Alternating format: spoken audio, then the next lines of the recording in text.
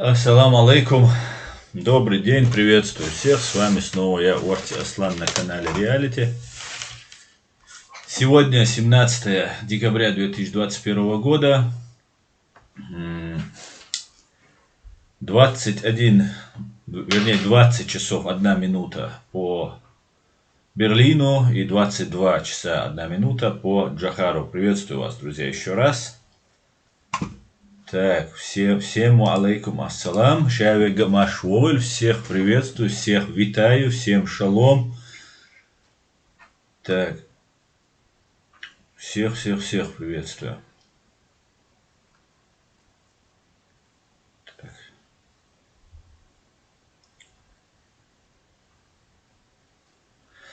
Так, сегодня, пока вы собираетесь, сделаю немножко анонс нашей сегодняшней передачи. Как вы поняли по названию,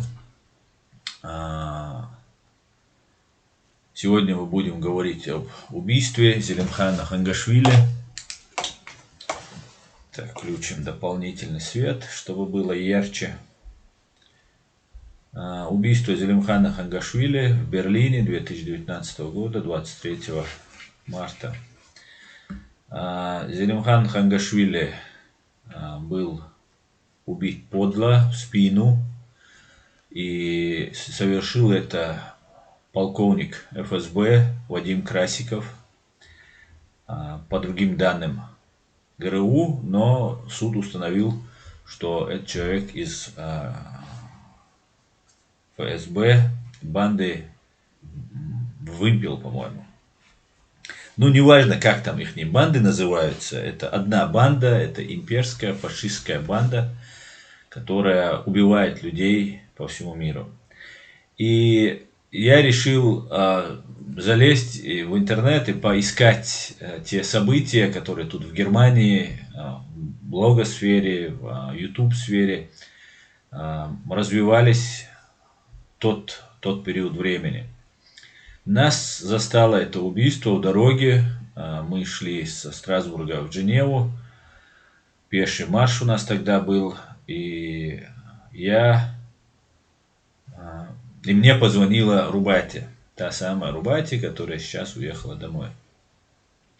И она сказала, что мы уходим на митинг. Ты где? Ты придешь на митинг и так далее. Перед посольством России был митинг. Я сказал, нет, я, к сожалению, не могу прийти, там, и так далее. Были люди, как сказала Рубатя, которые не хотели, чтобы на этот митинг уходили чеченцы из правительства Ахмеда Закаева. Она сказала человека, фамилию назвала. И, конечно же, потом согласовали все и вышли на этот митинг. Перед российским бандпритоном. Перед тем самым бандпритоном, из окна которого выпал Кирилл Жало, когда они узнали, что украинские спецслужбы передали фотографии, информацию о Вадиме Красикове, что именно он и есть Вадим Красиков. Об этом ранее установила Bellingcat, данные, что это Вадим Красиков, а не Вадим Соколов, документы, на которые он при себе имел.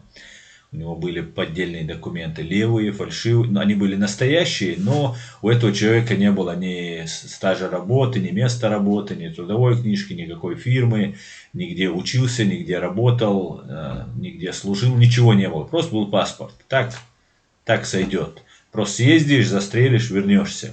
То, что его задержат, они даже не предполагали. И на самом деле преступление было очень хорошо спланировано. Я был на первых вот этих судебных заседаниях, где как раз обсуждалась именно эта тема. К большому сожалению, под конец я уже не смог посещать в силу разных обстоятельств этот процесс. И когда На том же марше мы были уже у Женевского озера, как сейчас я помню. Я был в машине, у себя сел в машину, зарядить телефон там и так далее. И мне позвонили и сказали, что разные тут блогеры хотят провести тоже митинг по поводу убийства Хангашвили. И я сказал, где они собираются. Но это будет перед администрацией, перед зданием административным Ангелы Меркель. И те, кто не живут в Германии, те будут выходить к посольствам Германии. Меня это очень сильно удивило. Я сказал, как это так? Разве немцы убили нашего человека? Что вы делаете? И начал как можно усиленно всем звонить, писать и требовать, просить, чтобы они не шли на этот митинг перед немецким посольством. Потому что я знал, что эти провокаторы, братья-провокаторы, работают на Россию, на российские спецслужбы. И это провокация спецслужб. То есть убили человека, нашего человека, и потом вместо того, чтобы идти к российскому посольству, они пошли к немецкому посольству, немецкой администрации и посольствам в разных странах, других странах, как они называли. Ну, к большому счастью, много людей не пришло, но некоторые пришли на эти митинги. На этом митинге вот буквально сейчас освежал память, смотрел эти митинги, которые проводились вот этими провокаторами. Как раз брату провокатора, который здесь в Германии, агенту российских спецслужб, не давали позитив. И вот он все время рассказывает, что надо обращаться в миграционные службы, что вот нам не дают, вот видите, убивают нас, а нам не дают это политические убежища и так далее, и так далее. Короче говоря, был пиар такой на крови для получения политического статуса. Это то, что я сейчас увидел по истечению 2 лет. Очень хорошо это заметно вот на этом митинге. К чему клонят выступающие. Затем, когда мы уже вернулись, прошло какое-то время, прошло уже почти 2 месяца с момента убийства, и никаких действий немецкие правоохранители не принимали. Была такая заторможенность, как-то странно все себя вели, не знали, что делать, как действовать, так как все прекрасно понимали, задержанный это русский офицер, убийца, и если это дело передать в суд, то по правильной квалификации, то это несомненно приведет к тому, к чему пришел 15 декабря 2021 года немецкий суд. То есть признание России и ее руководство, ее власть террористами. И, конечно, я тоже это понимал и прекрасно осознавал.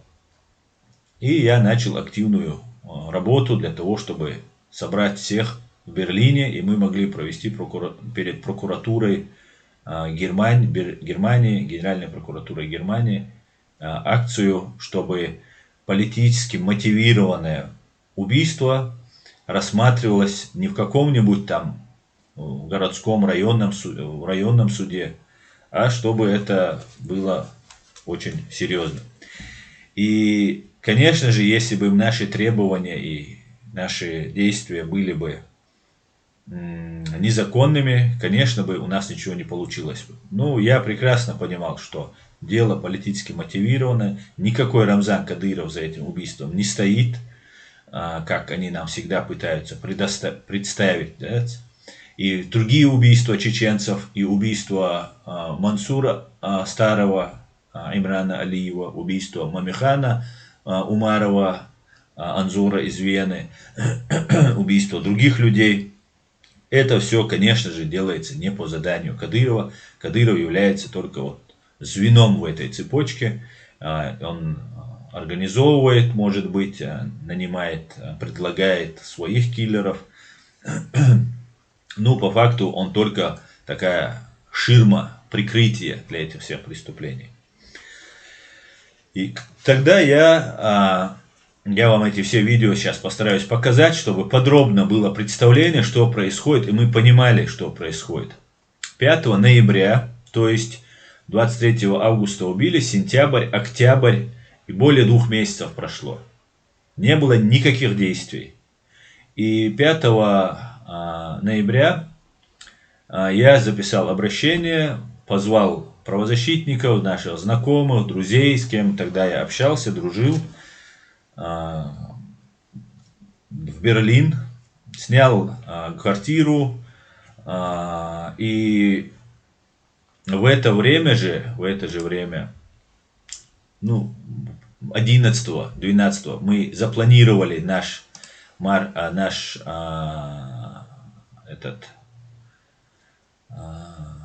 митинг перед Генеральной прокуратурой на 13 ноября, а 11 и 12 ноября в Берлине проходила конференция русскоязычных за демократические или там европейские ценности. И туда я пригласил всех наших друзей. Эту конференцию организовывал Игорь Эйдман, двоюродный брат убитого Немцова, Бориса Немцова. И на эту конференцию был заслан, как потом я уже догадался, был заслан провокатор, вот этот брат, который здесь живет, который демонстративно ходил между нами, его брат оскорблял нас всех, и Хусейна, и меня, и Сайдамина там пытался делать пробросы аккуратненько. И, ну, всех оскорблял, не только Хусейна и меня. И мы сказали, что ходишь, не здороваешься, что здесь. И началась паника. Потом вы ее знаете, эту панику. Мы не знали, что эта паника развивается. На самом деле паника развивалась в интернете. И мы попались на эту уловку и просто заговорили с ними. И вот это уже послужило поводом, чтобы начать, что мы там избиваем. Здесь есть такой канал Chechen Voice. Ну, сейчас его закрыли. Сейчас он где-то во Франции, что ли. Этот провокатор один еще. Chechen Voice такой был. У него прямо вышел ролик, что Аслан Арцуев избил брата Тузика Иги Абдурахманова. Или там напал. Что такое? У меня есть скриншоты, все имеется. Начались обзвоны, всех начали людей стягивать. Ну, люди приходили, мы им объясняли, что никого не бьем. Они видели, что никто не избит. Но это не устраивало вот этого брата, который здесь. Он начал снимать меня из-под тишка. Был очень интересный момент. Подошел к нам чеченец, когда мы уже собрались, попозже уже начали собираться там. Подошел, сейчас одну минутку.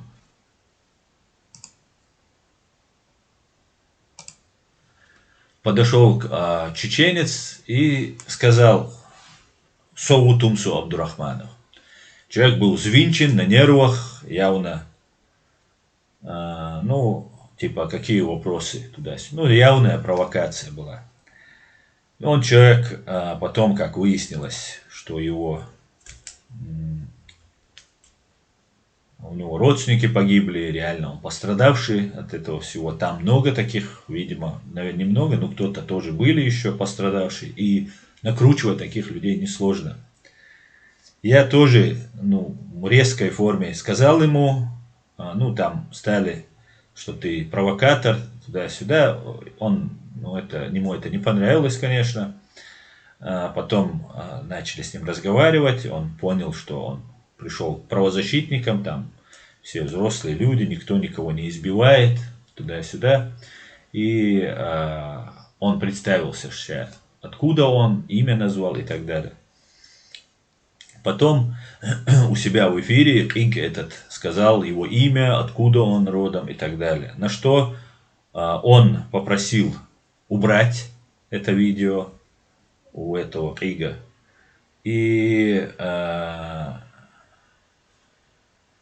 он получил ответ, что никакие видео оттуда я убирать не буду.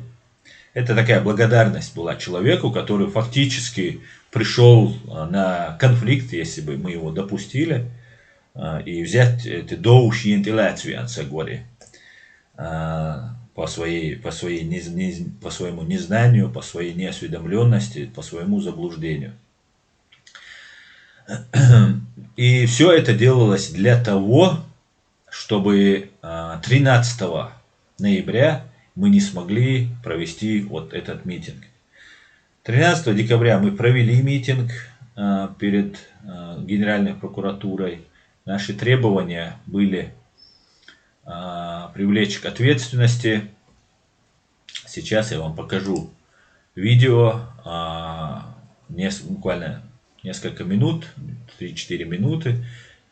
И потом мы можем продолжить наш разговор. Я просто подробно вам все расскажу. Вот это видео, где я 1963 года призываю до выступления людей выйти на этот митинг 13 ноября 2019 года. Мартина Лютера Кинга, если вы знаете, это чернокожий борец за права чернокожих, который был позже убит. Белый человек произнес на ступенях мемориала Линкольна речь. Им был раввин Иоахим Принц. Поведал он о своем прошлом.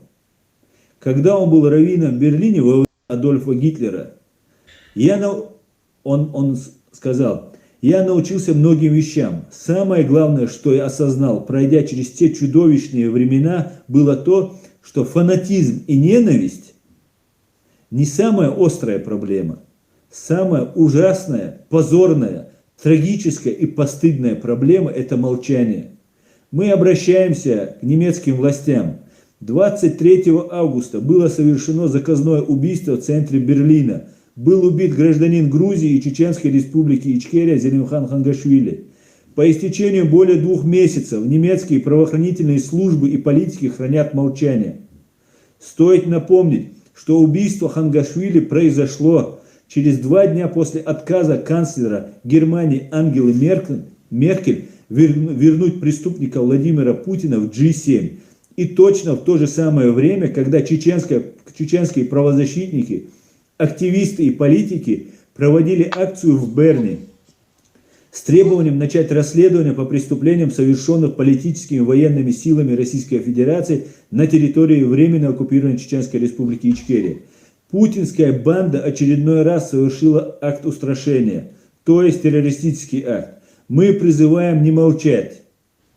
Мы требуем равенства и в правах и справедливости. Для всех, кто хочет посетить эту акцию, она пройдет в Берлине 13 ноября 2019 года с 11 часов до 13 часов. Место – Генеральная прокуратура. Я призываю всех чеченцев, которые проживают здесь, туда приедут люди из Австрии на этот митинг. Почему мы, чеченцы, которые проживаем здесь в Европе, выдаемся на унижение, пытки и смерть, нарушение всех конвенций? Почему себе европейские государства, в том числе и Германия, позволяют это? Мы не намерены это терпеть. Мы не можем позволить себе за наш счет представлять ваши страны демократическими, цивилизованными, соблюдающими права человека. Нет, права человека не соблюдаются, по крайней мере, по отношению к чеченцам. Я ни в коем случае не хочу сказать, что Германия и другие страны нам не оказали. Даже оказали помощь. Даже если бы я так говорил, даже если я это утверждал, это было бы абсолютной ложью. Потому что только европейские страны приняли несколько сот тысяч наших граждан. И мы благодарны за это. благодарны всем, кто нам оказывает помощь, благодарны как государству, так и гражданам, которые очень сильно нам помогают интегрироваться, обучают наших детей, лечат наших взрослых, помогают нам пережить вот тот геноцид, который мы прожили. Но ничего не закончилось, есть права. Или же я призываю и ООН, и Международный институт, и власти Германии, скажите, у вас нет прав. Права распространяются на всех, кроме чеченцев. Мы на это тоже согласны, это будет, по крайней мере, хотя бы честно. Мы призываем вот всех чеченцев. Потом мы участвовали в этой конференции, которая прошла 11-12 ноября 2019 года. Затем мы пошли, как я сказал, на вот эту конференцию, на эту акцию. На этой акции мы стояли, вот это перед зданием. Я вам все показывать не буду, 37 минут. Есть на канале Ичкерия Forever и есть у меня на канале, это тоже есть, 14 ноября 2019 года. Тоже можете, если захотите, посмотреть. Точнее, Оманкант, на канале Оманкант это было взято. И затем зашевелились, и пошел процесс, как говорится. Было очень приятно видеть, что все-таки система работает. Также я знал, что система здесь работает. Во-первых, я верил, что она работает. Во-вторых, когда я сюда приехал, я вам немножко расскажу, чуть-чуть, отходя от этой темы, про этого Минкаила Мализаева. Минкаил Мализаев, блогер, если вы тоже знаете его, этот человек как-то мне позвонил, мы с ним общались, в Фейсбуке общались, там он что-то говорил у него, когда он говорил на Кадырова, Кавказ Реалии, там Машу Радио, брали у него интервью, его слушали, но потом, когда поняли, что перестали брать у него интервью. И он говорил вещи такие, типа у себя в этих роликах: давайте объединяться, по-чеченски он это говорил, давайте объединяться, давайте кадыровцам дадим отпор здесь, давайте накажем, там это сделаем, то сделаем. Такие вещи он говорил. Его с чеченскую речь перевели на русскую, и там сделали, как будто он там организовывает джамааты для нападения на физическое. Ну, по-чеченски, когда он говорит «соуц байты его изи», там можно предположить, что он это имел в виду. Хотя он это не имел в виду, и на русский, если переводить, так может показаться. И ему в том городе, где он жил, в Люденшайде, полиция против него возбудила дело, и ему шили радикализм, организацию групп для нападения. Ну, очень все серьезно, вплоть до терроризма ему шили. У него были проблемы, он не получил позитива, у него были большие проблемы, и его жену, детей выслали. Его не выслали, потому что у него был поврежден позвоночник, он кадыровцы, как он рассказывает. Кадыровцы его избили, и российские вот эти подростки его избили. И потом он приехал, или позже приехал, не знаю, но у него был поврежден позвоночник. И из-за этого его оставили, хотя я считаю, его оставили для того, чтобы его судить здесь. Для этого его оставили. Его оставили, жену и детей отправили в Чечню. Ему же сказали, что вот сейчас ты долечись, там у тебя же со здоровьем проблема. А это время ему прислали бумагу из полиции, из участка Люденшайд. В городе главных там полицейский участок, оттуда пришла бумага. И я за свою жизнь, ну вот как приехал сюда, я многим пытался помочь, но никому я так в своей жизни в Германии, как сюда приехал, не помог. Я не хочу хвастаться, конечно, я многим постарался, чем смог помочь здесь, как сюда приехал, бумагу написать, даже вообще, которых не знал людей, которые мне может потом даже выйти, неизвестно, кто эти люди, да. все равно я пытался максимально помочь.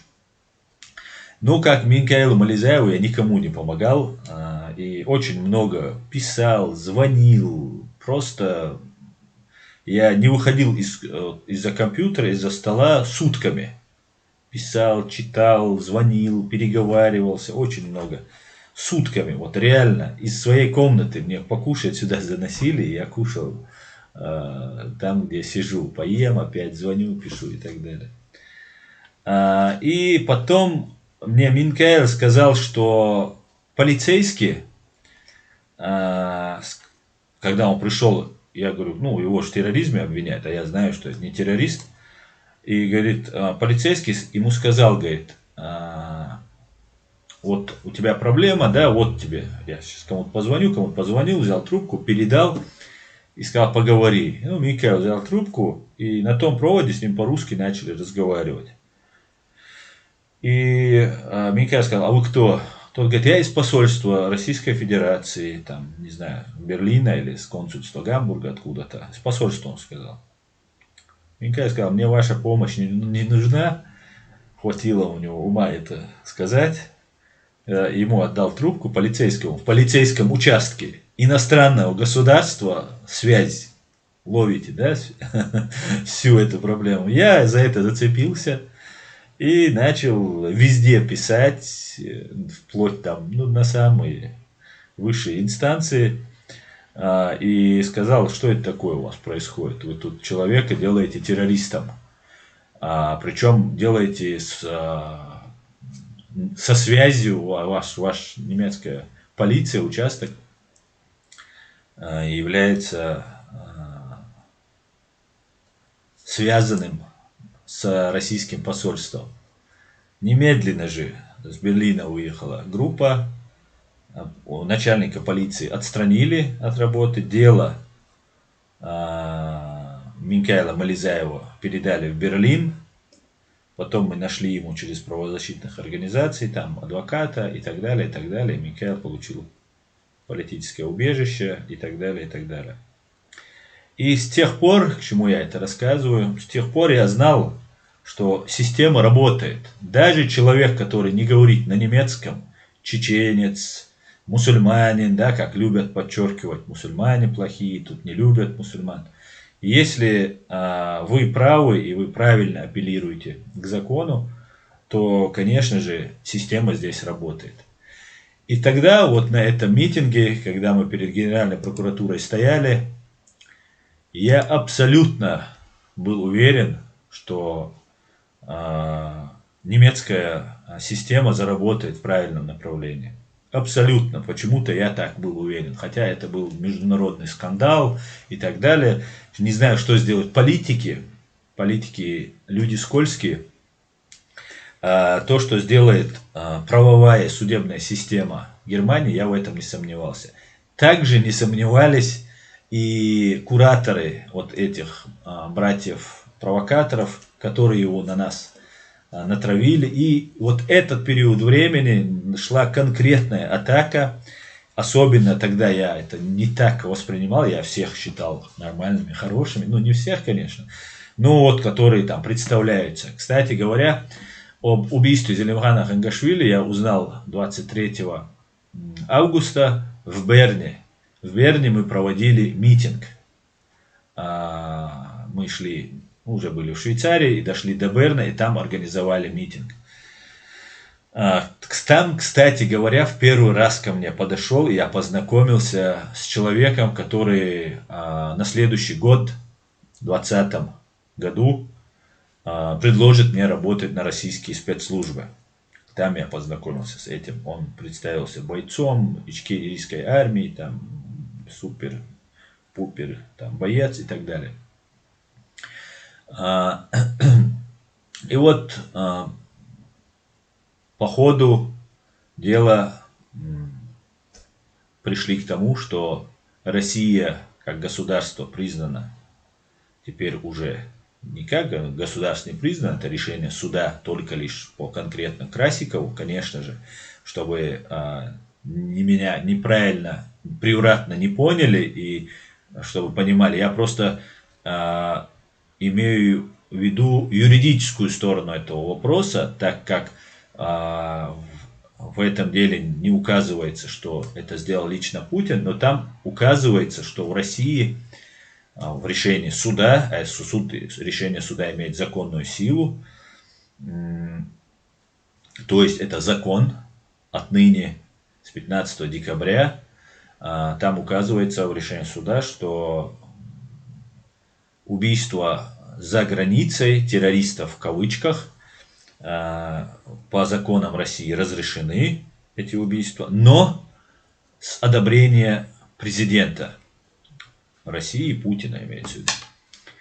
Одобрение для чиновника — это не головой махнуть там или, разрешаю сказать. Чиновника, президента, одобрение — это подпись. Это автограф, который он оставляет и подтверждает. Да, как минимум на документе должен поставить свой автограф. Соответственно, конечно же, за этим стоит Путин. Путин убийца, Путин террорист. Об этом мы говорили, давно говорили. В 2016 году я вышел с плакатом в центре Берлина. 2016 год. Сейчас я постараюсь, чтобы вы увидели. 2016 год. Это я стою с закрытым лицом. Потому что тогда еще, это перед Бранденбургскими воротами, 5 лет назад я говорил, что он террорист, и через 5 лет об этом сказал суд немецкий. Правда, для этого пришлось погибнуть, быть убитыми нескольким еще людям.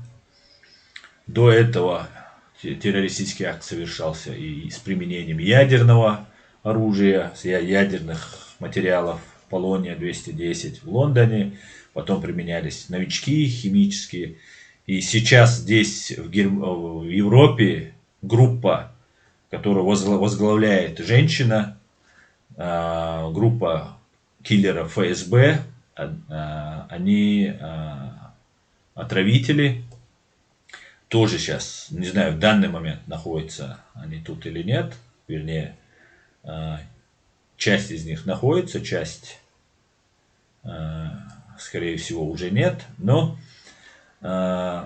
эти люди продолжают свое грязное дело, и мы должны всячески работать над этим. Сегодня, позавчера, дали этому Красикову пожизненный срок без права обжалования, без права досрочного освобождения. Начали рассказывать слухи, что его могут передать и так далее, и так далее. Нам тоже не стоит об этом говорить, посмотрим, как немецкие власти будут решать, потому что мы не можем никак оказывать давление на немецкие власти. Мы высказали свои позиции. Тогда еще, когда вот мы подавали это заявление 13 ноября 2019 года, мы там указали в этой своей резолюции, которую мы подали в Генеральную прокуратуру, чтобы мы не хотели, чтобы его выдавали.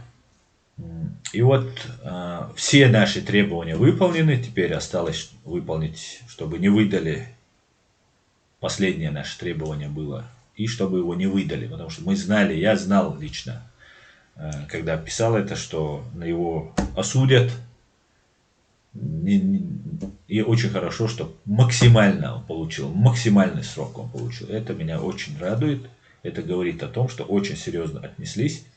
Министр иностранных дел Анна Лена Байербок, я еще ее фамилию не выговариваю правильно, она сказала, что они сделают, не Германия, руководство, правительство Германии сделает все возможное для того, чтобы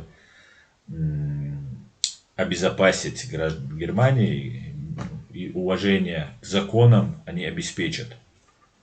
Что нам, в принципе, и нужно. В этом мы совпадаем полностью со всеми, кто об этом говорит.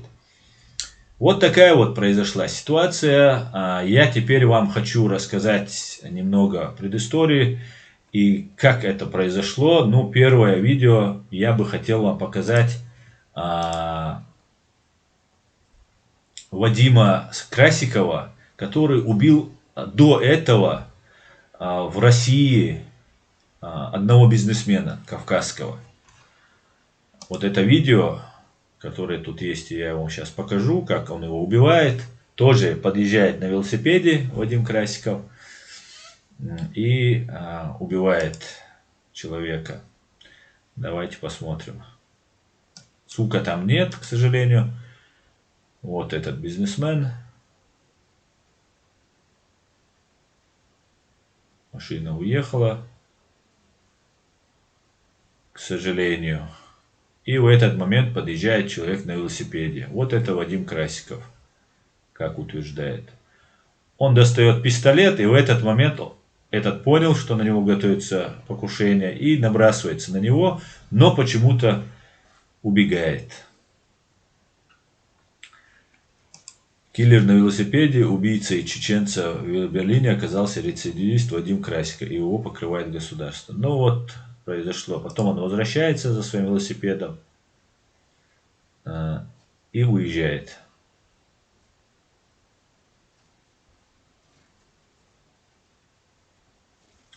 Велосипед хороший.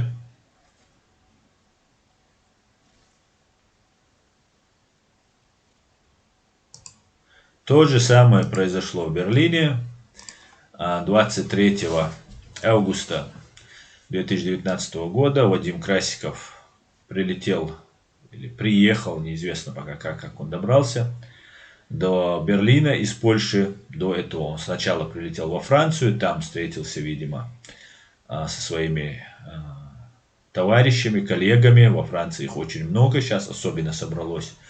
Сейчас выборы как раз намечаются. Наверное, во Франции намечаются снова террористические акты, потому что там очень много агентуры, которую никто во Франции не зачищает. Очень много этой агентуры. Здесь, в Германии, они немножко сейчас выдержали паузу после вот этого решения суда. Просто они нокдаун получили. Сутки они точно не могли прийти. Российские средства массовой пропаганды вообще ничего не говорили на эту тему. Потом через сутки там Песков что-то пропищал, дезинформатор Кремля. И что это не мы, там я не я и так далее. Короче говоря, это был матерый убийца, который также подъехал на велосипеде. Он выстрелил с велосипеда, не слезая с велосипеда, он сразу же выстрелил. Здесь вы видели, он остановился и полез доставать пистолет. В этот момент тот понял, зная, что ему угроза, и набросился.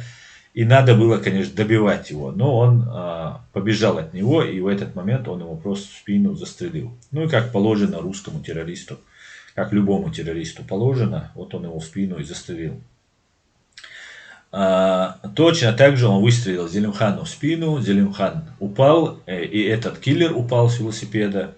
Потом он подошел еще, сделал еще выстрел, и сел на велосипед и уехал. Там было очень много людей, которые все это видели, но Красиков был в парике, в макияже, и казалось, как на бомжа похож. Какого-то, ну, такого человека, какого-то неформального человека похож он был. Затем он уехал на своем велосипеде, доехал до места, где у него стоял самокат и одежда. Он быстро переоделся, скинул велосипед, самокат, пистолет, все в воду. Все было потом достато из Шпрее реки, небольшой реки в Берлине. Его заметили два молодых человека, которые через реку эту находились, пришли смотреть квартиру, снимать. Эти ребята тоже давали показания, я слышал их на суде. Молодые ребята. Они сразу позвонили в полицию, и полиция, которая была поднята по тревоге, быстренько окружила. И пока Красиков замешкался, он зашел не в те кусты, что ли, переодеться, или не к тому подъезду подошел, где был поставлен самокат. И потерял буквально вот считанные секунды, может, минуты. Те самые минуты, которые помогли бы ему просто уехать, с места скрыться. И полицейские окружили, там 3, по-моему, или 2 полицейских. Один сделал выстрел в воздух. Лечь этот оцепенел от ужаса, стоял, опустился, ну и лег на землю, и они его приковали на ручки и доставили. И когда его задержали, сперва я бы хотел вам показать видео с похорон Зелимхана Хангашвили, чтобы мы знали, что убит человек, убит отец 4 детей, убит отец малолетних детей, хороший человек, добрый человек, человек, который, как сказал судья, с 2008 года не держал оружие в руках. И, как сказал же судья, это было не средством защиты России, да, защищала себя от какого-то террориста. Это было убийство политического оппонента и несогласного, диссидента, человека, который не согласен был с российской политикой. Также судья сказал, что Зелимхан Хангашвили боролся за независимость, за свободу от Москвы. И если это не что иное, как государственный терроризм, сказал судья, и назвав человека, который одобрял, то есть подписывал приговоры тем людям, которых потом будут расстреливать. По моей версии, давайте сейчас посмотрим, потом мою версию я вам расскажу.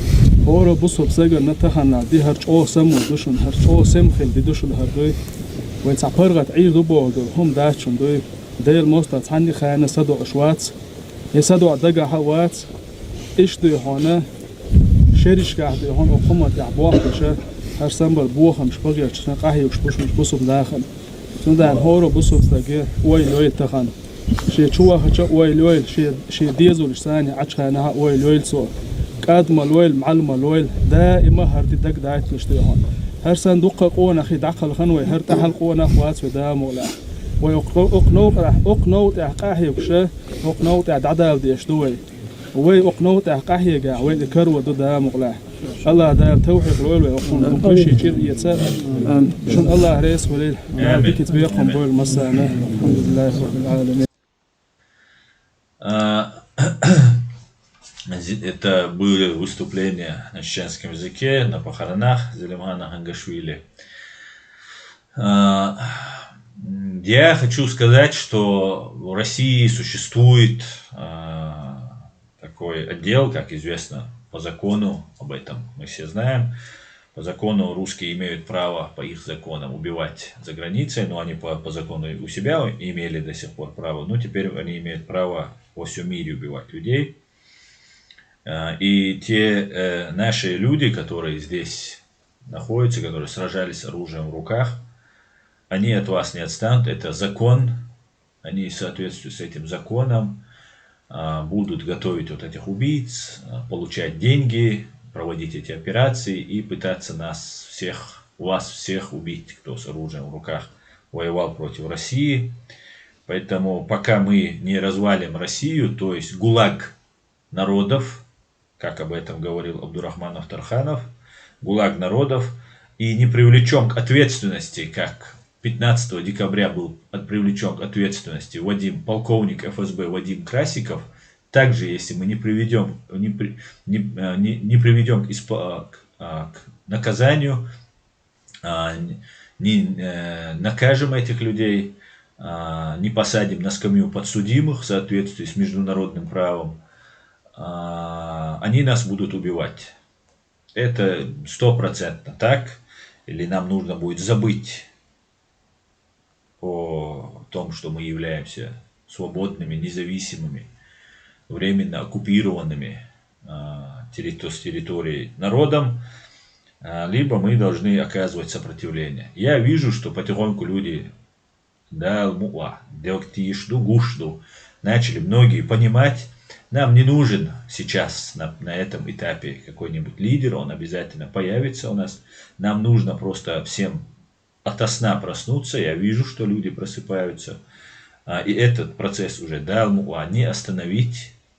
Маленькую лепту я внес это тоже. И я вижу, что мы понимать начали, куда нам нужно двигаться. Это самое главное. Когда мы понимаем, куда нам нужно двигаться и что делать. Главное правильно расставить акценты. Правильно оценить обстановку. Это самое главное. И оттуда уже можно делать выводы. Главное не попадаться на их разные эти спецмероприятия. Затем я бы хотел показать вам видео с сайта, с канала Ост-Вест. И название этого видео, как вы видите, «Чеченское убийство в Берлине. Версия о причастности ГРУ и спецслужб Кадырова». Было названо это видео. Я боролся с этим каналом, они меня блокировали в Фейсбуке, везде я писал им, и не только им лично, потому что им писать бесполезно. Я писал сюда в немецкие разные органы, структуры, в том числе и журналистские разные сообщества, для того, чтобы вот этот канал или прикрыли, или он начал себя вести соответствующим образом. Они очень сильно на этой чеченской теме пиарились. Чеченское убийство. Не убийство чеченца, а чеченское убийство в Берлине. И спецслужбы Кадырова. Какие спецслужбы у Кадырова? У Кадырова нет никаких спецслужб. Он сам марионетка спецслужб. У него нету ничего. У него есть только банды. Ну и вот они приблизительно на эту тему и были разговоры. Затем было другое видео убийства чеченцев в Берлине. Кто убил Зелимхана Хангашвили. Они говорили, как и вот этот брат провокатора этого, который здесь в Берлине проводил эту акцию, где он говорил, что не дают позитив там и так далее. И он говорит, длинные руки Кадырова дошли и до сюда. И он там это сказал, что это все-таки Кадыров. Но теперь я и Ост-Вест поздравляю, и вот этих провокаторов. Немецкий суд сказал, все-таки это был не Кадыров, это был Путин. И это была банда ФСБ. Вот так. Я не буду вам это все показывать. Это ничего нового вы не узнаете, не услышите от них. Вот такого плана вещи были. Затем в декабре, когда мы провели эту акцию перед Генеральной прокуратурой, и лед тронулся, буквально пошли такие грандиозные такие тектонические процессы, потому что Германии нужно было признать, что судебная правовая система Германии ноль без палочки, или же нужно было показать, что есть настоящая правовая система в Германии, которой я убедился и которой я горжусь. Я очень рад, что мои родители оказались в Германии. Я очень рад, что я здесь оказался, потому что я горд за Германию и за ее правовую систему. Я мечтал всегда соблюдать закон. Я жил в России, там никто не соблюдает закон. И я иногда завидовал белой завистью людям, которые соблюдают закон.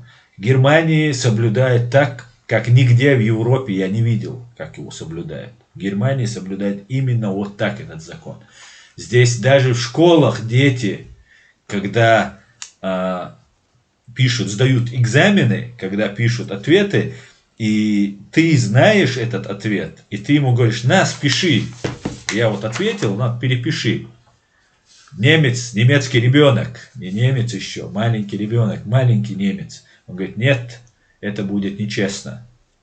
Вот такое общество было, настоящее чеченское общество.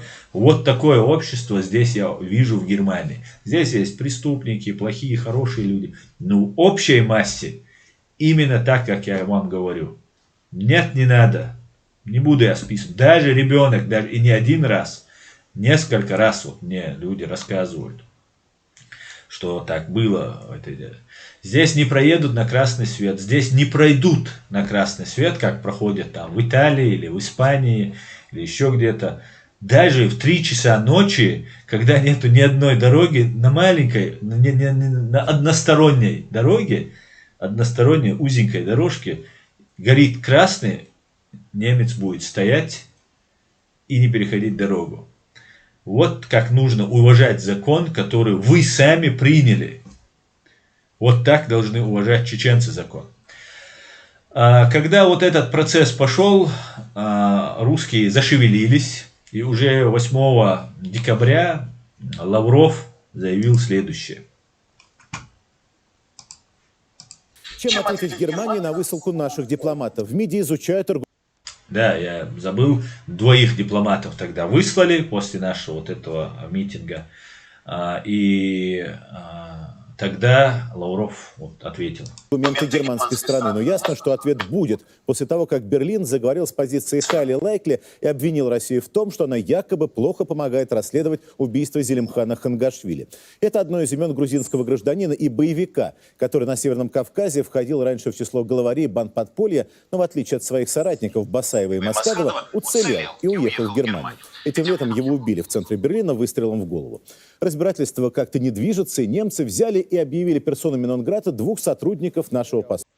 Обратите внимание, как он говорит, его убили выстрелом в голову там, и так далее, и так далее. Даже тон подачи информации какой. Многим это напомнил известный эпизод в британском Солсбери.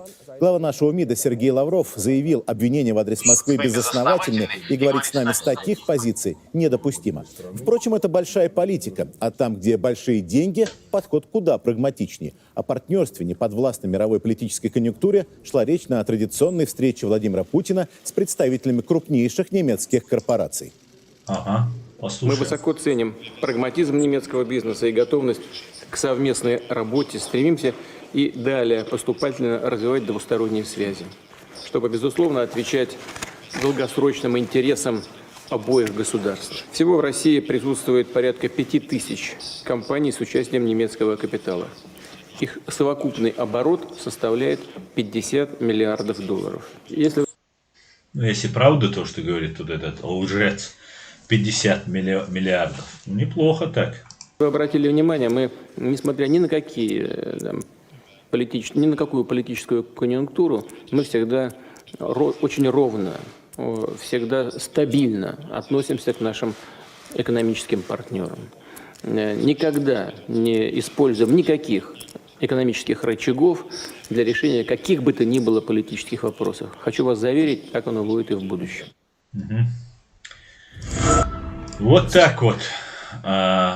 Сказал Путин, потом Путин встретился, еще тогда Путина было вот эти события на Донбассе, в Украине, которые были события, и там встречались они с Меркель, с Макроном, Зеленским, и Путин назвал Хангашвили террористом, убийцей, очень таким жестоким человеком, туда-сюда. Затем я ответил ему тем же, назвав его кровавым бандитом и террористом. Тоже вы это, наверное, все видели. И вот пришли к тому, что пришли. Затем начался суд, и все остальное, в принципе, в большей части вы все знаете. Вот такие вот дела произошли. Вот такие вот дела произошли. Так, что я вам еще хотел показать. Так. Бербок. Извиняюсь, Анна-Лена Бербок ее зовут. Я вам хотел показать, ну, я не знаю, что это за канал какой-то, он мутный этот канал, поэтому я его показывать не буду. И я вам зачитаю, что говорится здесь. И в первую очередь то, что говорит Анна-Лена Бербок. Я говорила по телефону с министром иностранных дел Сергеем Лавровым, говорит министр иностранных дел Германии. Mit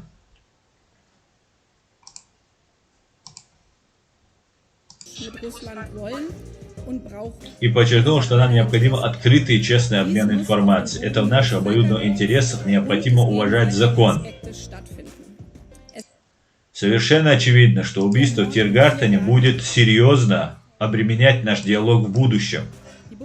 Федеральное правительство делает все необходимое для обеспечения безопасности в нашей стране и уважения нашей правовой системе для обеспечения. Российская сторона считает и так далее, что это было политически мотивированным решением суда и так далее. Я со всей ответственностью заявляю, я никогда в своей жизни не видел более профессионального, более объективного, честного разбирательства. Ни в одном суде в России такого я никогда не наблюдал. Я был удивлен, как судья сам вставал с места, подходил к карте, когда они там что-то рассказывали, успокаивал выступающих, потому что некоторые очень волновались. Это бывает такое, особенно в таком громком деле. Некоторым людям предоставили охрану из-за опасения их безопасности. И судья шутил и пытался расположить выступающего, там, свидетеля какого-нибудь. Мог подойти сам к карте на города Берлина, где там произошло, где вы были, где вы находились, когда разговаривал со свидетелями. Было видно, как человек, хотя у него несколько помощников было, все было, сам вскакивал, немолодой человек, прямо скажем, вставал и активнейшим образом принимал участие, просто, все ловил на лету, все понимал. Чеченский вопрос, русско-чеченские взаимоотношения, на мой взгляд, он знал просто хорошо, можно даже такие вещи, которые невозможно, не думаешь, что судья, какой-то немецкий судья знает вот эти детали, знал даты, начала войн, каких-то там таких вещей, которые, не каждый чеченец даже иногда может там вспомнить. Вот он вот так разбирался во всем вопросе. Его зовут Олаф Арнольди, с ним были еще два его помощника, потом представитель от прокуратуры, представитель обвинения, потом были от города наблюдатели, которые являются там общественная палата, там все такое. Просто все было идеально. У террориста было 3 адвоката, по-моему, если не ошибаюсь, 3, 2 которые были наняты, и 1, который был от государства, государственный защитник, предоставленный по назначению. Все было уважительно. И знаете, еще я что обратил внимание? Я бывал в разных судах, в разных изоляторах, тюрьмах. Я был в Лефортово. Это тюрьма, ФСБ. Там раньше НКВД расстреливало людей в подвалах. Это самая вежливая тюрьма. Это самая жестокая и самая опасная тюрьма, имеет такую плохую славу. И туда приводят после страшных пыток людей. И потом с вами разговаривать на «вы». Извините, пожалуйста, вы не могли бы. Просто вам отпиливают. Вы видите, как кому-то отпиливают ногу. Вы слышите за стеной, как пытают людей. В Одинцово, где-нибудь в других местах, в подмосковных тюрьмах людей. И после этого вас привозят в Лефортово. И потом с вами обращаются на «вы», с вами так вежливо и так далее. Так вот, в этой Лефорт, когда я заходил в эту Лефортовую тюрьму, первый раз, когда я туда зашел, я провел там очень много времени, почти весь день мы проработали. И когда я вышел, я не мог просто дойти до машины, сесть в машину. Я мечтал быстро дойти и плюхнуться в машину, потому что высосана была вся энергия, вот эта, и отрицательная энергия, я чувствовал ее в этом. Здесь же в суде я чувствовал такую приятную ауру. Наверное, преступники так, не чувствуют, но преступник, он должен быть наказан.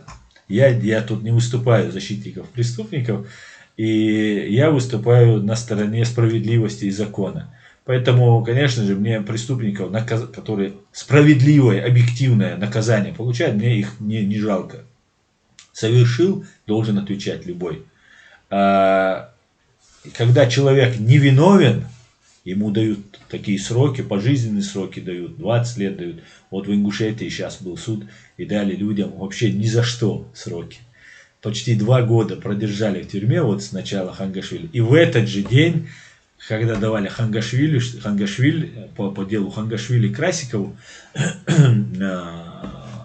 оглашался приговор, осудили вот этих ингушских активистов, которые по факту не виноваты ни в чем, они не нападали ни на каких ОМОНовцев, ничего, но вот за то, что они организовались и выступили против путинской власти в лице Евкурова. Им нужно было путинской власти, нужно было сменить Евкурова. И вот они подбили народ, сказали, да, можно выходить, все, поддерживаем. И народ вышел, все, и по факту людей использовали. Использовали, и они сели в тюрьму. Абадиев не сел, который выступал активно на этом митинге, но он не организовывал. Организовывали другие. Наверное, не организовал. Я там не знаю всех внутренних вопросов, деталей этой темы. Но Абадиев не сидит, а эти люди, в том числе и женщины, сидят. Дали там огромные сроки. Там и 7 лет, и 8, и 9, по-моему, лет дали. Вот такие вот дела в России. Это именно, видимо, для того, чтобы отвлечь внимание от этого приговора, который все знали, какой будет по отношению по Хангашвили. Вот такие вот дела, друзья. Это очень важная новость, и мы должны все всячески приветствовать эту новость, поддерживать всех людей, которые приложили усилия для установления истины, всех, кто был на том митинге, всех, кто принимал участие в расследовании, в задержании преступника, в вынесении приговора, всех свидетелей, всех людей, кто помогал делу установления истины. Я выражаю искреннюю, просто беззаветную, я не могу передать словами, как я выражаю благодарность всем этим людям.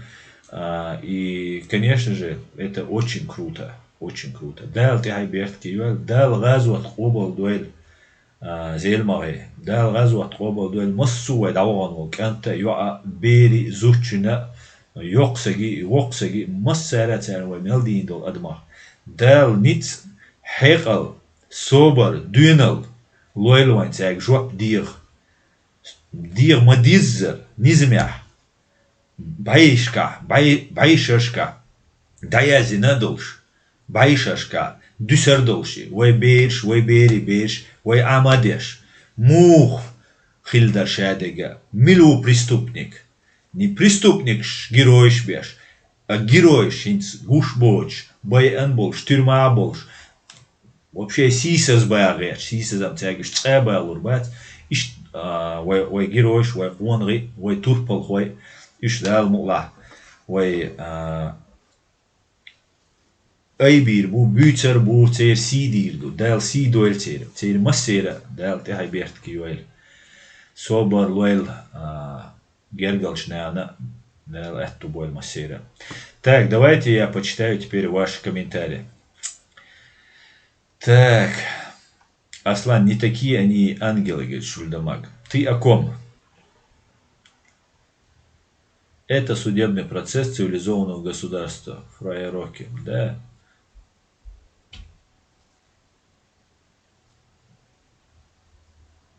Путин врет, как дышит, говорит Иса Мадаев. Ни один договор ОПГ озера не будет соблюдать, пока немецкие бизнесмены не станут марионетками, как Шрёдер. Ну, им нужны были инвесторы, поэтому они, конечно, забалтывали, заговаривали, договаривались. Я абсолютно убежден. Были и взятки, и договорники, и там вась-васи разные, решалы, там, вот все это было. Ну, конечно же, теперь перед бизнесом, да, я тут как-то на митинге выступал, ну, стоял, и ко мне, ну, не рядом со мной был немец один, известный. И я ему объясняю, доказываю, нас убивают. Он говорит, ну это же бизнес, большой бизнес, ты должен это понимать. Я говорю, я не буду этого понимать. Большой бизнес, до тех пор большой бизнес, пока есть права человека и соблюдение закона. Как только этого не будет, большой бизнес в подвалах Лубянки или Штази будет расстрелян выстрелом в затылок. А это все болтовня. Что вот большой беда, большой бизнес, есть деньги, есть все есть. Но мы не согласны.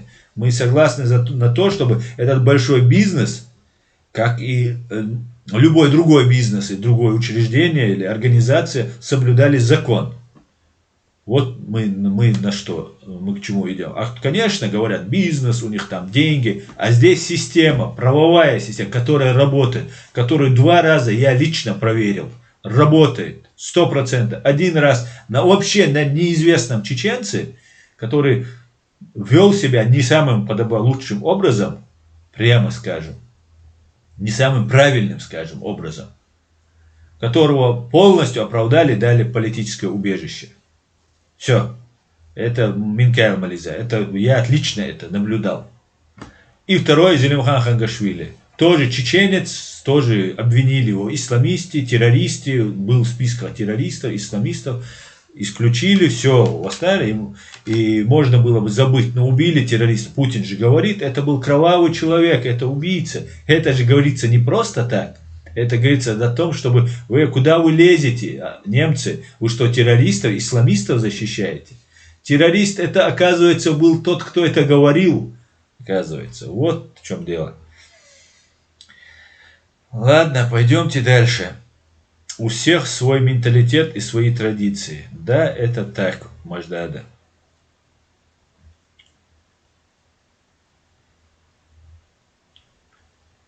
Так, Аслан Дерес Хуйлон, Хосан Болнох, Чидал Ишма Бойлва Юха.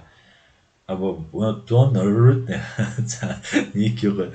Дерез Масарна Хуйлой. Аз де шума дачу. Вала дац. Шу дацари. Аз дештек. Ца ма болшир дацар. Я кезиг ма болш. Қи кезиг дечил ишта дацар қи бох ма болш. Кезиг ма болшир. Дар вай шадеш душун. Цанник далуш дачун. Вай нинц лидер виш ваш. Вай дин қам самадал. Вай ваш дол ча. Вай дол хумнах қита қият. Вай пачал хилар. И вай пачал и мел дох соук духайшун. Извините, что я говорю по-чеченски на сегодняшнем стриме, но это очень важный момент, буквально пару минут. Имел важный ум дугайшун. Вай кушкала бриллиант, что пачалк это бриллианты. Вай бери бершен теат ио что. Ваям лир духан делла кихилла. Цен дуч душуной. Цуна дабел бушун цукенч имах шайсину ашху ацадеш. Валла билай иштмадуй. Валла билай вайн лила хуш. Вай хилма йизер вай пачал даватя. Риц хирма дуайга. Этун шхирма буайга. Хекал должна хирма буай. Самое главное, дай армадацуй, дай малиня цан бичен Кремль чуа ашел, ца хажошел, газ киюй, цунуй дай малиня, вай дай армадац. Газ киюй, я киюй киқома, я гю цучо ахиян ашик. Бия я цуэна, цучура, цуцу бенчур, خلك بيش أولي ويدوي شخج والله بالله دوي أردات وين ويلرد خاء ويليل خاء وين وجه يلن لهش بتشال كيشون إبتشال وي تسنى جر حياة قريت ويوش تون ويش يحتي ألت تسن ديجر ويجر بقوا حياة قريت إبقوا ويس تون ويش يحتي ألت بقوا دالو شو هر دنيا شو عدواتنيو سيستما دال تلي شو ترياتر Yüerze şadol adam do dal qoylan kers nashqi qoma besh ishawega jim qitami вошу гуманизм олшум дуй нужно прийти к гуманизму и мир идет к этому. Да, есть люди, которые пользуются этим гуманизмом, пользуются слабостью демократии. Демократия очень сильная система, но она слаба, если кто-то притворяется демократом, внедряется и тогда разрушает ее. Но когда она обнаруживает вот этого разрушителя, то демократия очень сильна. А она еще слабее, она еще более беззащитнее, когда государство, террорист, прикидывается демократическим, внедряется в вас. и начинает вас разлагать изнутри, подкупать, зная, как действовать, зная систему государственного устройства, демократического устройства. Они и так уничтожают, пытаются уничтожить, но у них ничего не выйдет, и ничего, вот мы уже видим, что не выходит. Да, это еще не закончилось, далеко, это может и скорее всего зайдет очень далеко, и на Западе всячески пытаются избежать острых моментов, потому что мы, чеченцы, уже нам терять нечего, мы уже все видели на этой земле, мы пережили ад на этой земле, у нас убито треть нашего населения, и немцы не хотели бы, чтобы у них убили треть населения, у других убили треть населения. Люди пытаются понять, но если не остановить это зло, убьют и треть, и половину, и сколько сможет. Поэтому чем раньше, об этом мы и говорили, в 2016 году я вышел на митинг в Берлине перед Бранденбургскими воротами и поднял вот этот плакат. Хотя на митинге нельзя закрывать лицо, здесь по законам Германии. На мне был шарф, я поднял шарф, чтобы не видел. И мне полицейский сказал, убери, открой лицо. И этот плакат убери. Типа ты напрямую обвиняешь президента, человека в терроризме там, и так далее. Тогда были небольшие недоразумения у нас. Был штраф на 800 евро. Но, как мы видим, я оказался прав. И мы должны таким образом доносить до людей информацию, что это террористы. Сейчас все легче и легче дела пойдут. Да, Алмула, все будет Ичкерия, да, Алмула. Так.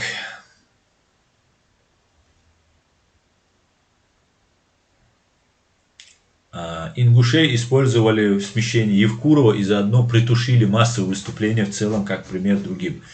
США, Америка это говорит. Да, именно так. Это то, о чем я постоянно говорю. Акцент сдвинули чуть-чуть в сторону. Мы зависли, да, я полагаю, друзья. Акцент чуть-чуть сместили в сторону. От Евкурова переместили на чеченский народ. Вот этот акцент. И теперь еще и клин между нами вбивают, да, землю.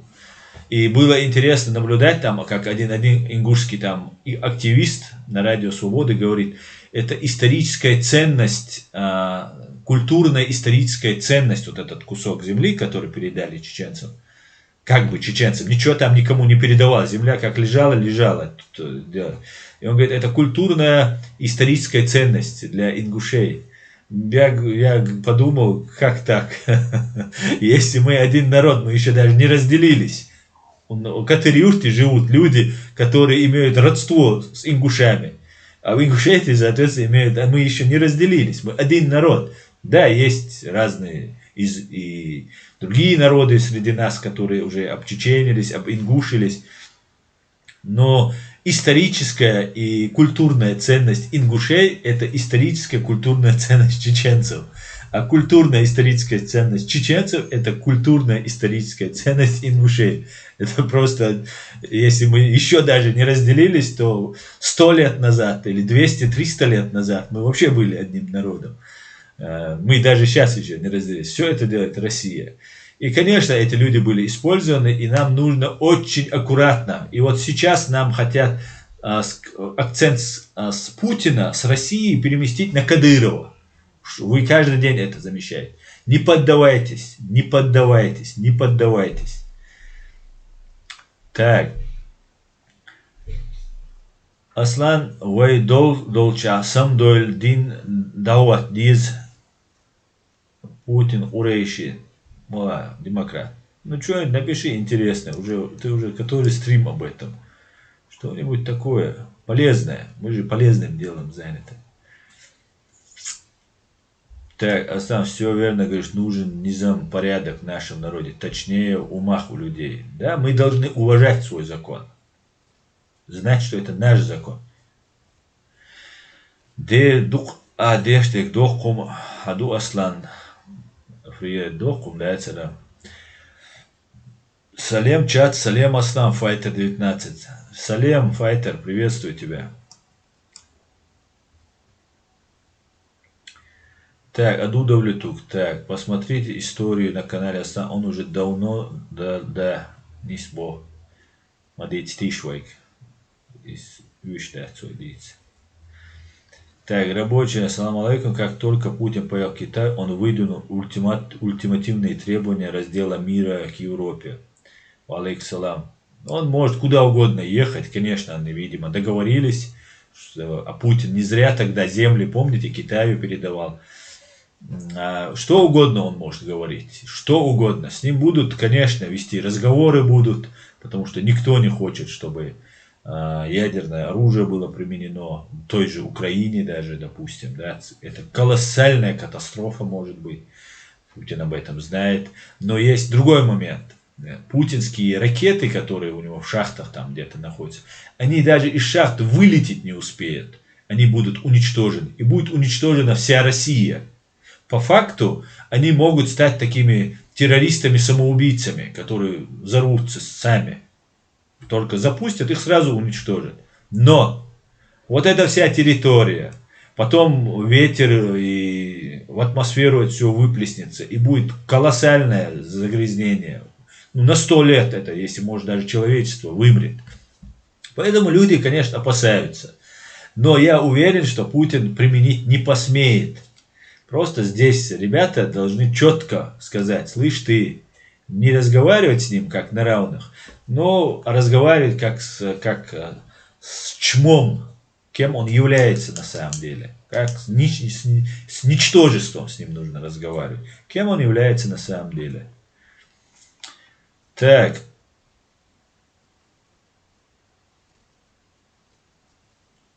Почитаем дальше. Надо отдать должное Германии, не имея минеральных ресурсов, они поняли главное: богатство на планете Земля — человеческий ресурс. Эта ставка оправдала свою правоту. Исам Медаев. Абсолютно верно. Самый сильный мускул — это мозг. Тренируйте мозг своих детей и свой. Ищите знания от рождения до смерти, говорится в Коране. Ищите знания. Читайте, просвещайтесь. Понимаете, только когда ты начинаешь читать и раскрывать всю эту систему, ты понимаешь, насколько мало мы знаем, как мало мы имеем представления о вещах. И что совсем в другом свете все начинает выглядеть. Так, Фараму Аслан, своим активным трудом на интернет-площадке ты за последние 3 года сделал очень много, особенно в последнее время.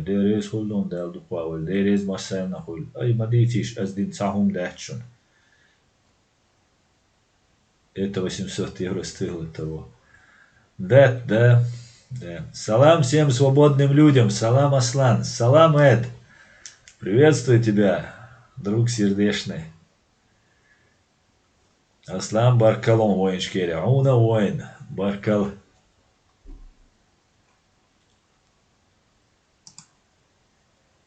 Так. Друзья. Надо ядерные Украины разместить в Украине. Надо, это точно. Так.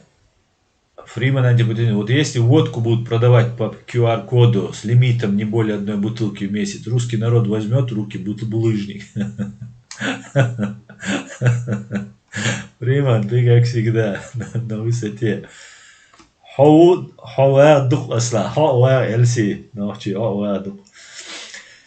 Короче говоря, такие дела. Аслан, апелляцию надо подавать и возвращать 800 евро плюс моральный ущерб.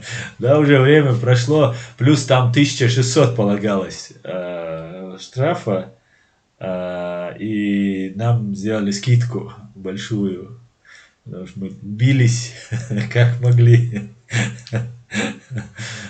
Да, было весело. Это не я был оштрафован. Это мой товарищ был оштрафован. Точнее, мой брат был оштрафован. Так. Да здравствует шариатская Европа, батя, оттуда в лету. Так, Алекс, запомните, если здесь читаете арабофобы, туркофобы, вы никому не нужны, вас никто не хочет принять или за вас бороться. Вы им никто, вы обязаны умолять, что вы приняли или сидеть в России. Ладно, с любовью из Калмыкии. Ичкерия будет свободна, Мария. Да, спасибо. С любовью Калмыкии, калмыкскому народу.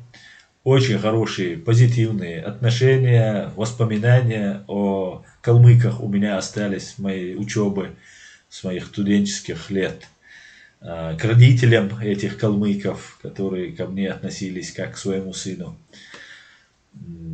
И вам всего хорошего, Мария. И я желаю свободы Калмыкии. Так.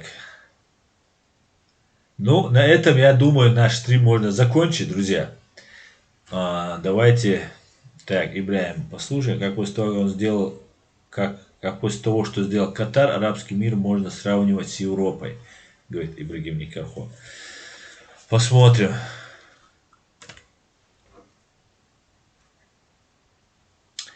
Файтер Израиль. Шалом, Файтер. Все будет Ичкерия, ночи, не расслабляйтесь. Как сказал украинский пророк Тарас Шевченко, боритесь и поборете. Этим мы занимаемся 4 века, Файтер, не волнуйся. Это часть нашего бытия и наша сущность. Никогда, кто бы ни говорил, что бы ни говорил, разные милашины, мы пока зализывали раны. Мы были заняты, волк зализывал раны и не мог рычать, у него просто нужно было рану залезать. И пока вот лечение происходило, мы не могли подавать голос.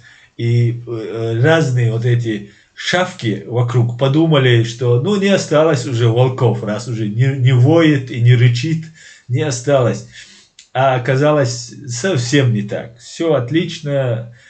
Вы не представляете, как чеченцы покажут всему миру, что мы есть, что мы адекватные, нормальные, отличные люди. Да, Алмула.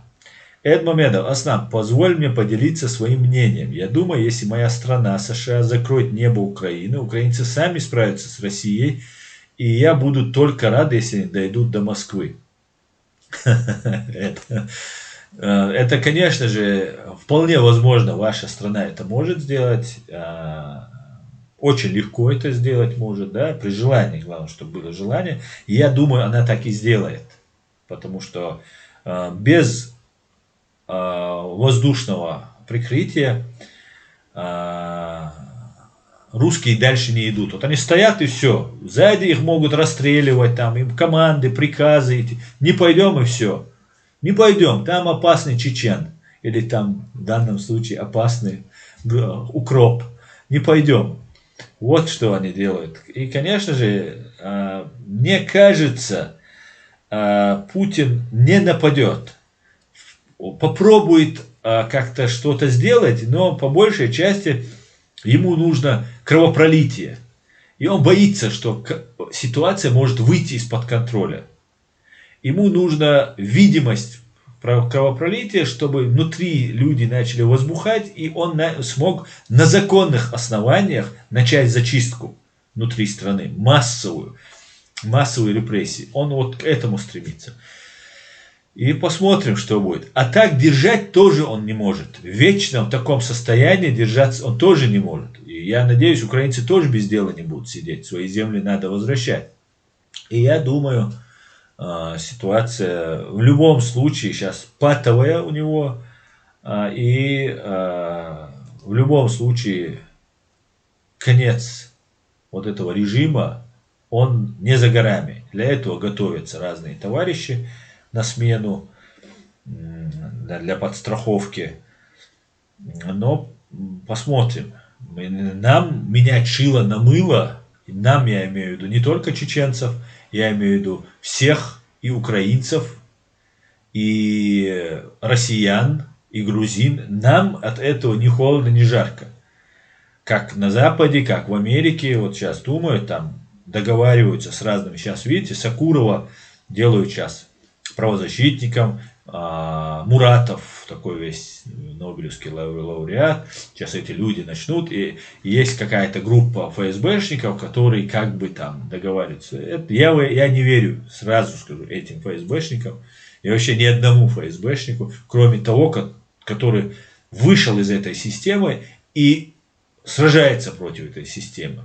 Как это был Александр Литвиненко, как есть еще некоторые люди из этой страшной организации, кровавой, преступной организации, которые словом, делом сейчас борются против этой системы, я их наблюдаю, но не хотелось бы, чтобы сейчас на место какого-нибудь гибнюка пришел такой агент гибни, и вообще вся эта гибня осталась, потому что она, даже если придет человек не агент, она его заклюет.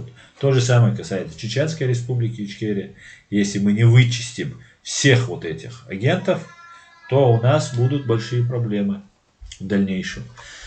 Так, друзья, Кавказ должен быть единым союзом в будущем, но для этого кавказцы должны прозреть и показать свою политическую волю к свободе. Каждый народ от себя, чтобы мы могли выступать вместе. Абсолютно, Ибрагим Никархо, ты прав. Абсолютно это так. Мы не можем призывать дагестанские народы, другие народы Кавказа, кроме ингушей, конечно, к свободе, независимости. А ингуши, знаете, я еще думал, вот эту границу, когда Маушев и Дудаев не ставили, мне кажется, точно не определяли. Мне кажется, это было сделано для того, чтобы если у нас все удачно выйдет, мы выйдем, станем независимыми, а между нами границы нет, то Чечено-Ингушская республика, бывшая Чечено-Ингушская республика, вновь просто воссоединится, и это в упрощенном виде ингушам будет возможность выйти из России. Если ингуши не выйдут или не будут стремиться к тому, чтобы выйти, они, во-первых, полностью русифицируются и потеряют свою самобытность, свою исконность. И это для ингушей, которые очень дорожат этим, этой нашей культурой, они, я думаю, для этого это очень ценно, важно. Ну, сейчас все видят. Вот сейчас дали этим ингушам сроки, продержали их 2-3 года и дали такие сроки. Так, я думаю, везде нужно открыть архивы и выложить их на суд Гааги. Все активы из СССР, Эдмамедов. Да, Эд. Да, и еще раз да.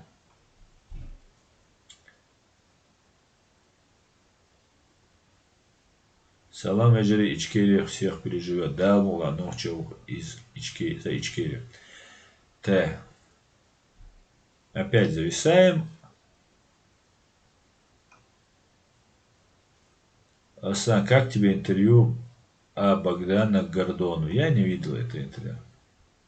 Асан, так, планирую ехать в иностранный легион. Нужно отстаивать интересы свободного народа и отстаивать интересы свободного народа и демократии. Альтаир. Ну, Альтаир, я думаю, ты едешь не для того, чтобы отстаивать народы и демократию, а для того, чтобы получить гражданство, получать хорошую зарплату и потом сделать себе карьеру. Это тоже возможно, но иностранный легион это по факту наемники, которых, дело твое, конечно, но я бы не поехал. Я вообще против войны. Так, друзья, на этом наш стрим заканчивается. Спасибо, что смотрите, спасибо, что поддерживаете. Дал эту боль, дал те хайбертки юэль, дал дикнек дуэль хунамусумного. Завтра, в воскресенье, на чеченском языке дал мула увидимся. Все будет Ичкерия. Ассаламу алейкум, бюздегалюэль. Спокойной ночи, друзья.